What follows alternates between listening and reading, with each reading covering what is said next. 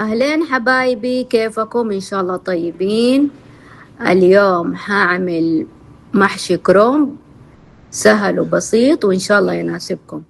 هجيب القدر وهحط البصل والثوم، حاجة بسيطة، ما تبغوه عادي تستغنوا عنه. هضيف عليه السمن والزبدة والزيت اللي أنا عملتها قبل كده معاكم. حمر البصل، هضيف عليه الكرنب وحضيف عليه الخلطة حقة الرز وحضيف عليه الكرنب باقي، وحضيف الصوص، عبارة الصوص عن صلصة وحمر ماجي ورشة بسيطة من الملح وبهار الشامي أو البهار حق المحشي، ونحط عليه نعناع وينضاف عليه دبس الرمان. هغطيه وأرخي النار عليه همسة، اتفقنا؟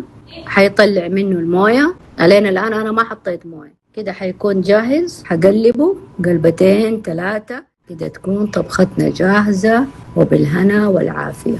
ولا تنسوني من دعواتكم.